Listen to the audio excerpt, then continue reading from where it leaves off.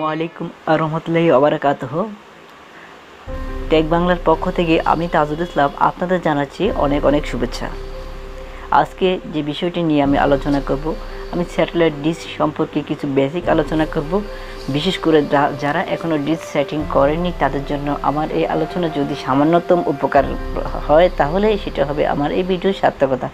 তো বন্ধুরা, আপনি জেনে আসলে অবাক হবেন যে 8 থেকে 9,000 টাকা খরচ করে আপনি হয়ে যেতে পারেন একটি স্যাটেলাইটের মালিক। এর মাধ্যমে আপনি উপভোগ করতে পারবেন প্রায় 300 থেকে 700 ঝকঝকে টকটকে চ্যানেল।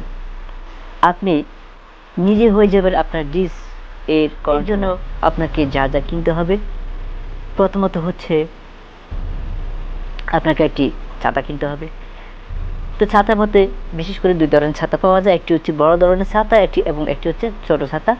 তো আপনি কোনটি ছাতা কিনবেন, এটা হলো প্রশ্ন। তো এর আগে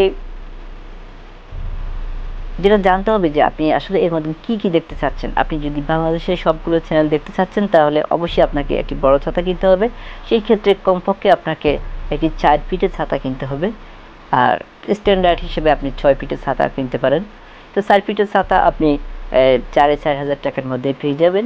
বিশেষ করে সলিড সংযোগ, বিএসডি সহ আরও অন্যান্য ছাতা পাওয়া যাচ্ছে, ডিজাইনের নামক একটি ছাতাও পাওয়া যাচ্ছে, এগুলো আপনি কিনতে পারেন। তো হয়ে গেল ছাতা কেনা। এবার আপনাকে যেটা কিনতে হবে সেটা হচ্ছে আপনাকে একটি রিসিভার কিনতে হবে।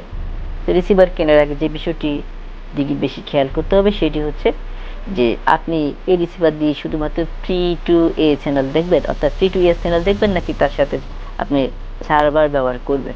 সার্ভার যদি ব্যবহার করেন সেই ক্ষেত্রে সার্ভার ভালো চলে এই রকম রিসিভার আপনাকে কিনতে হবে। তো বিশেষ করে যে রিসিভারগুলো ব্র্যান্ডের রিসিভার সেগুলো আসলে সার্ভার ভালো চলে, কারণ ব্র্যান্ডের রিসিভার থেকে আপনি তাদের একটি সাপোর্ট পাবেন।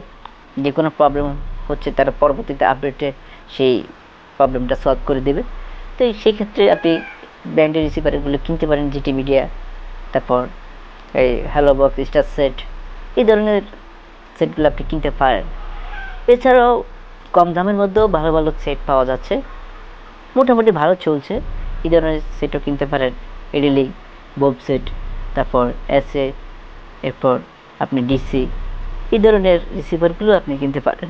এগুলো মোটামুটি ভালোই চলে, একবার খারাপ না। কিনতে হবে এলএনবি।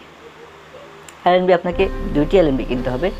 একটি এলএনবি ব্যবহার করবেন আপনি সি ব্যান্ডের জন্য, এবং অপর এলএনবিটি ব্যবহার করবেন কিউ ব্যান্ড এলএনবি, যেটা আপনি 95 অথবা 108 এয়ারটেল এই চ্যানেলগুলো আপনি দেখতে পাবেন। বিশেষ করে ডিশ টিভি চ্যানেলগুলো আপনি দেখতে পাবেন। তো সেই ক্ষেত্রে আপনাকে 2টি এলএনবি কিনতে হবে। কিন্তু বঙ্গবন্ধু এলএনবি কেনার ক্ষেত্রে আপনাকে এলএনবি ফ্রিকোয়েন্সি অবশ্যই দেখে নিতে হবে। এলএনবি ফ্রিকোয়েন্সি থাকবে 4.5 থেকে 4.8 পর্যন্ত। আর কিউ ব্যান্ড এলএনবি আসলে মোটামুটি সব ধরনের এলএনবি কাছাকাছি, অতটা পার্থক্য নেই। আপনি যে কোনো একটি কিউ ব্যান্ড এলএনবি নিয়ে যেতে পারেন। আর সি ব্যান্ড এলএনবি নেওয়ার ক্ষেত্রে আপনাকে অবশ্যই মানটা যাচাই করতে হবে। তো বাংলাদেশের যে এলএনবিগুলো পাওয়া যাচ্ছে আসলে সবগুলোই একবার খারাপ না। নটসেট একসময় খুব ভালো ছিল, কিন্তু আসলে এখন যে নটসেটগুলো পাওয়া যাচ্ছে সবগুলো কপি হয়ে গেছে। এই কারণে নটসেটের আসলে পারফরমেন্স পাওয়া যাচ্ছে না। আর বিকল্প হিসেবে অনেকগুলো এলএনবি বাংলাদেশে এসেছে ডিজিটেক, এসএ, তারপরে সলিড এলএনবিও কিনতে পারেন। যদি সার্ভারের মাধ্যমে পেড চ্যানেলগুলো দেখতে চান সেক্ষেত্রে আপনাকে একটি ডঙ্গল অথবা একটি মডেম কিনে নিতে হবে। যদি আপনার বাসায় ওয়াইফাই থাকে অথবা আপনার আগে থেকে কোনো সিম রাউটার থেকে থাকে সেক্ষেত্রে আপনি ডঙ্গল নিতে পারেন। আর যদি আপনার এগুলো না থাকে তাহলে আমি সাজেস্ট করব আপনি একটি মডেম নিয়ে নিতে পারেন। আসলে আমি দেখেছি মডেমে খুব ভালো পারফরমেন্স পাওয়া যায়, লাইনে ততটা গ্যাপ করে না, খুব ভালো সার্ভিস দেয়। যেহেতু মডেম আপনার রিসিভারের সাথে লাগানোই থাকে সেক্ষেত্রে রিসিভারটি অন করলে মডেমটি অটোমেটিক কানেক্ট হয়ে যায়। আর আরেকটি ব্যাপার এখানে বলছি যে মডেমের সাথে আপনি যদি একটি এক্সট্রা ইউএসবি লাইন লাগিয়ে নিতে পারেন তাহলে সেক্ষেত্রে মডেমটি আপনার হিট বেশি হবে না, গরম বেশি হবে না। সেক্ষেত্রে মডেমটি সহজে নষ্ট হওয়ার সম্ভাবনা থাকবে না এবং কি নেটওয়ার্কও ভালো পাবে। সেই জন্য সরাসরি রিসিভারের সাথে না লাগিয়ে এক্সট্রা একটি ইউএসবি কেবল ইউজ করবেন। তাও আপনি বিশেষ করে যে স্যাটেলাইটটি রিসিভ করতে চান, যে স্যাটেলাইটটি সিগন্যাল রিসিভ করতে চান, সেই স্যাটেলাইটের দিকেই আপনার ছাতাটি টাক করতে হবে। এই টাক করার ক্ষেত্রে পশ্চিম দিকে 0 ডিগ্রি ধরে এবং পূর্ব দিকে 180 ডিগ্রি ধরে এবং দক্ষিণ দিকে 90 ডিগ্রি ধরে আমরা স্যাটেলাইট সাধারণত ট্র্যাক করে থাকি। আর মাটি থেকে মোটামুটি 45 ডিগ্রি উপরেই আপনি সিগন্যাল পেয়ে যাবেন। তো সেই ক্ষেত্রে বাংলাদেশে বঙ্গবন্ধু 119 ডিগ্রি, সেটি দক্ষিণ এবং পূর্বের মাঝামাঝি জায়গায় আপনি সিগন্যালটা পেয়ে যাবেন। ছাতাটি একটু ডান থেকে বামে নিয়ে একটু উপরে নিচে নামিয়ে এভাবে আপনি সিগন্যাল পেয়ে যাবেন। তো মনে রাখতে হবে সিগন্যাল পাওয়ার ক্ষেত্রে আপনাকে অবশ্যই একটি টিপি বা ট্রান্সপন্ডার এবং ফ্রিকোয়েন্সি আপনাকে আগে থেকে সেট করে দিতে হবে, যেই টিপি অনুসারে আপনি সিগন্যাল সহজে পেয়ে যাবেন। তো বিশেষ করে আমরা সবাই বিটিভির ট্রান্সপন্ডার দিয়ে চ্যানেল রিসিভ করে থাকি। বিটিভি ট্রান্সপন্ডার সবাই জানেন 4640 এবং ফ্রিকোয়েন্সি হচ্ছে 17500। এই টিপি এবং ফ্রিকোয়েন্সি দিয়ে আপনি চ্যানেল সিগন্যাল ধরিয়ে এরপর ব্লাইন্ড স্ক্রিন দিলেই সবগুলো চ্যানেল আপনি পেয়ে যাবেন। তার পাশাপাশি আরেকটি কিউ ব্যান্ড এলএনবি লাগিয়ে আপনি পিডিস অথবা ডিস টিভি চ্যানেলও দেখতে পারবেন। তো সেই ক্ষেত্রে আপনাকে একটি অটো সুইচ লাগিয়ে নিতে হবে অবশ্যই। অটো সুইচের মধ্যে পোর্ট 1 2 3 4 এরকম থাকে। 4 পোর্টের এবং 8 পোর্টের 2 ধরনের অটো সুইচ পাওয়া যায়। আপনার যদি 2-3টি এলএনবি ইউজ করেন তাহলে 4 পোর্ট এলএনবি নিলেই যথেষ্ট। তো সেই ক্ষেত্রে 4 পোর্ট এলএনবির মধ্যে আপনাকে একটি লাইন রিসিভারে থাকবে এবং অপর দুটি লাইন এলএনবি পোর্ট 1 বা 2 এভাবে লাইন লাগিয়ে নিতে পারেন। রিসিভারের অ্যান্টেনা সেটিংয়ে ঠিক এভাবে সেটিং করে নিতে হবে।